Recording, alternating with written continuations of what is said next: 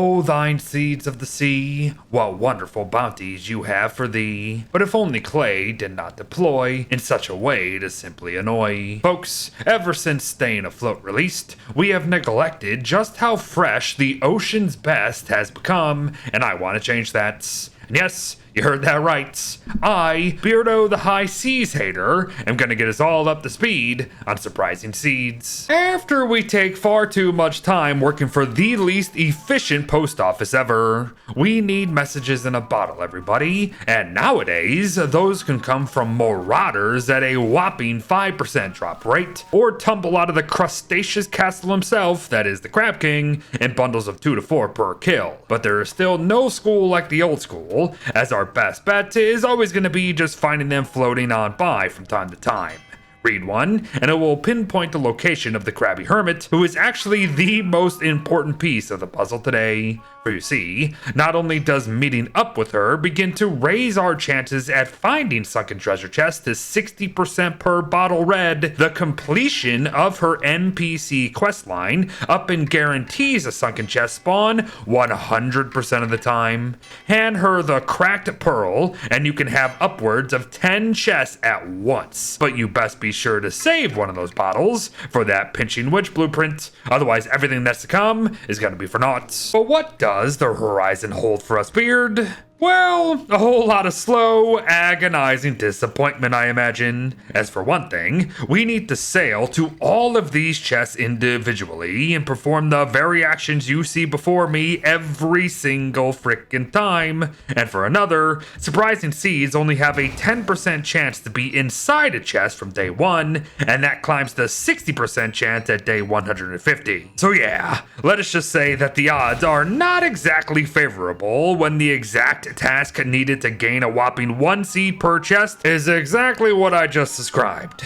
But hey, we finally got one, so what now? Well, still a whole lot of yapping, but in-game this time too. Here's the poop. Without mods, the only way to determine what type of tree your surprising seed is gonna become is to examine it like mad. You can indeed plant them anywhere, and you could very well get very lucky in that set examinations are gonna be detailing that everything's hunky-dory. Up until their next stages that will tell you the exact opposite, and then you're probably gonna be all sorts of confused. Especially when we can indeed dig up their first 2 stages without any issue and replant them elsewhere, only to potentially run into the exact same issue. No. Let's make things simple. If your surprising seed is a sprout rock one, it will grow into a sapling anywhere in the world, but only during summer. But if it's a Gloomthorn seed, it will be able to sprout anywhere you plant it itself, but only in winter. So if you just planted the new seed and your character says everything is great and it's summer, it's a sprout rock.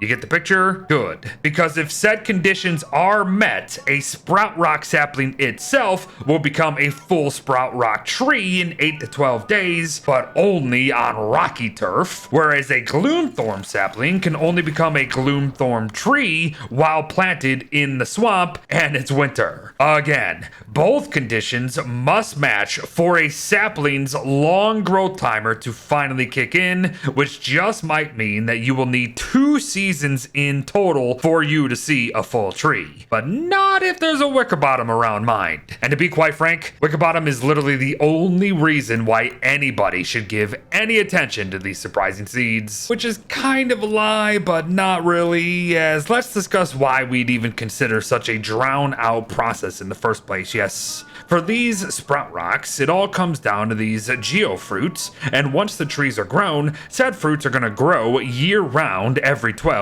to 25 days. And no, unfortunately, wicker bottom cannot speed that one up.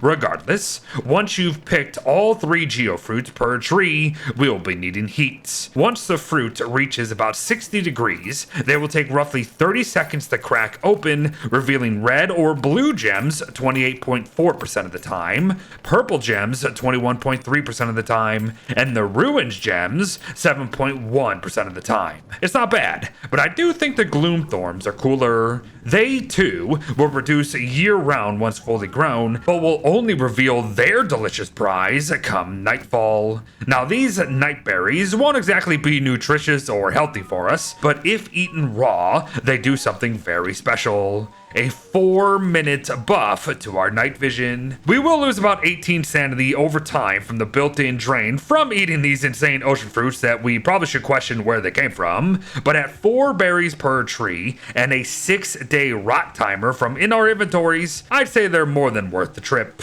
Oh, and one last note, Gloomthorns are 100% immune to fire. No joke, folks. Nothing can or will smolder or burn them. Not even the blazing heat of summer. Have fun. As there you have, everyone. Not only an overview of a very sneaky seed out there on the seas, but also our first non-update guide in I don't even know how freaking long. I hope it helped to bring some attention to something that I didn't back last year. But thanks for watching, folks. Well wishes to all. I think I'll continue to surprise the eyes throughout the year, and I'll see you in the next one regardless. Bye-bye.